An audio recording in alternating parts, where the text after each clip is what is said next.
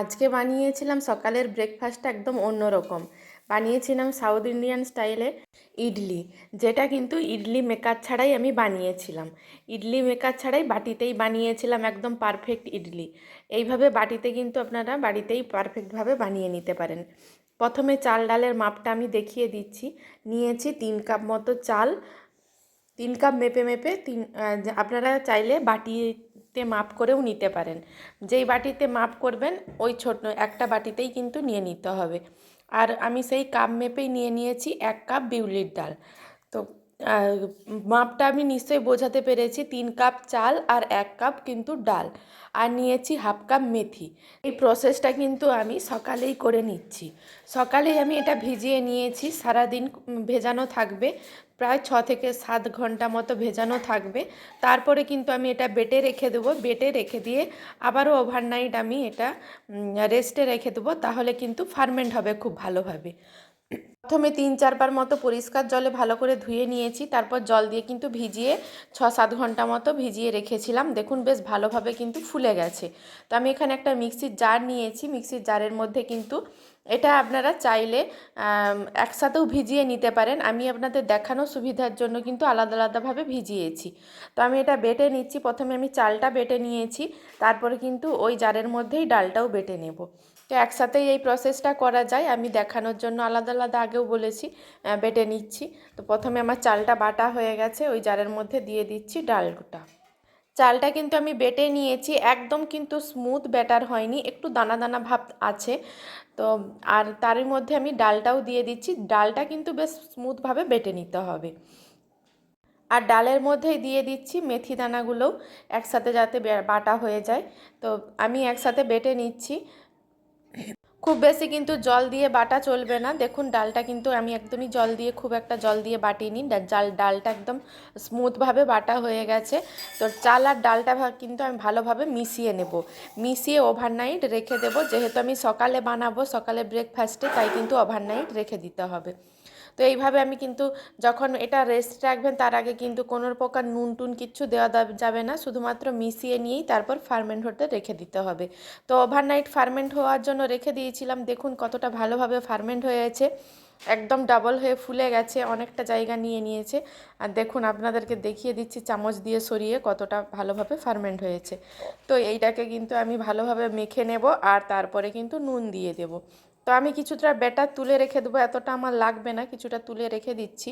তো যখন তুলে রাখবেন তখনও কিন্তু নুন মেশাবেন না, যখন বানাবেন তার আগে কিন্তু নুনটা মিশিয়ে নেবেন, তাহলে কিন্তু খারাপ হয়ে যেতে পারে। আমি একটা হ্যান্ড হুইস্কের মাধ্যমে এটাকে মিশিয়ে নিয়েছি। তারপর অল্প অল্প জল দিয়ে কিন্তু একটা পাতলা, খুব পাতলাও নয় খুব ঘনও নয়, এরকম ধরনের একটা ব্যাটার তৈরি করে নেব। তো আমি কিছুটা মিশ্রণ কিন্তু তুলে রেখে দিয়েছি। তারপরে কিন্তু দিয়ে দিচ্ছি পরিমাণ মতো লবণ। লবণ দিয়ে এখানে দেখুন, এই যে দেখিয়ে দিচ্ছি কতটা তুলে রেখেছি আমি। ভালোভাবে লবণ দিয়ে আবারও মিশিয়ে নিতে হবে। ওই হ্যান্ড হুইস্কের মাধ্যমেই আমি মিশিয়ে নিচ্ছি। আর এদিকে আমি নারকেলের একটা চাটনি বানাবো, নারকেলের আর চাটনিটা বানানোটা দেখাচ্ছি, নারকেল আর বাদামের। কিন্তু আমি একটা টমেটোরও চাটনি বানিয়েছিলাম, সেটা দেখাচ্ছি না। প্রথমে চিনে বাদাম নিয়েছি, বাদামটা কাঁচাই ছিল, তাই আমি অল্প তেল দিয়ে বাদামটাকে রোস্ট করে নিয়েছি। আর তারপরে দিয়ে দিয়েছি 1 মুঠো মতো ছোলার ডাল। ছোলার ডালটাকেও খুব ভালোভাবে কিন্তু ভাজা করে নিয়েছি। আর নিয়েছি নারকেল, নারকেলটাকেও অল্প একটু ভেজে নিয়েছি। তারপর এটাকে মিক্সির মধ্যে ঠান্ডা করে গুঁড়ো করে পেস্ট বানিয়ে নেব অল্প জল দিয়ে। এদিকে 3টে একই সাইজের বাটি নিয়েছি, বাটির মধ্যে অল্প একটু তেল ব্রাশ করে নিয়েছি। তারপরে কিন্তু এখানে একটা হাতার মাধ্যমে ব্যাটারটা আমি অল্প অল্প করে দিয়ে দিচ্ছি। এখানে আমি 2 হাতা করে ব্যাটার দিয়ে দেব। আর গ্যাসে কড়াই বসিয়ে কিছুটা জল দিয়ে কিন্তু আমি স্টিম হতে দিয়েছি। স্টিমটা বেরোতে শুরু করুক, ততক্ষণে আমি বাটিগুলো কিন্তু রেডি করে নিচ্ছি। বাটিগুলো কিন্তু আমার রেডি হয়ে গেছে। তো আমি এখানে একটা ছিদ্রযুক্ত কাঁচি নিয়েছি। দেখুন এই কাঁচির মাধ্যমে কিন্তু বাষ্পটা উঠতেও শুরু করে দিয়েছে। তো আমি এই রকম বাটিগুলো কিন্তু বসিয়ে দিচ্ছি।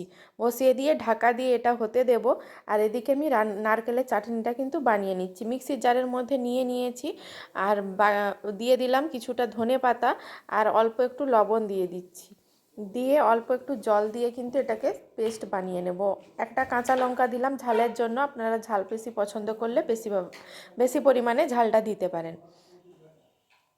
আমার তো ইডলির সাথে এই বাদাম নারকেলের চাটনিটাই খুব ভালো লাগে। দেখুন চাটনিটা একদম রেডি হয়ে গেছে, খুব বেশি ঘনও না খুব বেশি কিন্তু পাতলাও করে রাখিনি। আর এদিকে আমি একটু তড়কা দিয়ে দিলাম, দিয়েছি কালো সর্ষে তেলের ওপর, আর একটা শুকনো লঙ্কা দিয়েছি। এখানে আমার কাছে কারি পাতাও ছোট ছোট সাইজের ছিল, কারি পাতাগুলো আপনারা হয়তো বুঝতেই পারেননি। তো আমার এখানে স্টিম হয়ে গিয়েছে প্রায় 8 থেকে 10 মিনিট মতো আমি এখানে স্টিম দিয়ে নিয়েছি। দেখুন একটা কাঠি ঢুকিয়ে আপনাদেরকে দেখিয়ে দিচ্ছি, কাঠিটা কিন্তু অল্প একটু লেগে লেগে যাচ্ছে। তো আমি আরও 5 মিনিট মতো এটাকে স্টিমে ভাপিয়ে নেব। তো আরও 5 মিনিট পর আমি কিন্তু এটাকে ডিমোল্ড করে নিচ্ছি।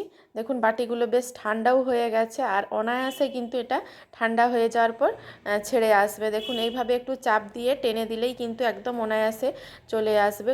যেহেতু আমি তেল ব্রাশ করে দিয়েছিলাম তাই কিন্তু কোনো রকম ঝামেলা ছাড়াই দেখুন বাটি থেকে উঠে আসছে, একটুও বাটির গায়ে কিন্তু লেগেনি। আর ইডলিগুলো দেখুন কতটা নরম সফট হয়েছে ইডলি মেকার ছাড়াই। এইভাবে কিন্তু বাড়িতে অনায়াসে ইডলি মেকার ছাড়া আপনারা বাড়িতে বানিয়ে নিতে পারেন। দেখুন সবকটা ইডলি কত সুন্দরভাবে উঠে চলে এসেছে, এতটাই সফট হয়েছিল, খেতেও কিন্তু দারুণ টেস্টি হয়েছিল। এইভাবে মন চাইলেই কিন্তু আপনারা বাড়িতেই বানিয়ে নিতে পারেন। দেখুন কতটা নরম সফট হয়েছে, দেখে নিশ্চয়ই বুঝতেই পারছেন। আমার এই ইডলির রেসিপিটা যদি আপনাদের ভালো লেগে থাকে তাহলে আমার চ্যানেলটি অবশ্যই সাবস্ক্রাইব করে নেবেন, আর ফেসবুক পেজ থেকে দেখলে পেজটি ফলো করে নেবেন। সবাই ভালো থাকবেন, সুস্থ থাকবেন।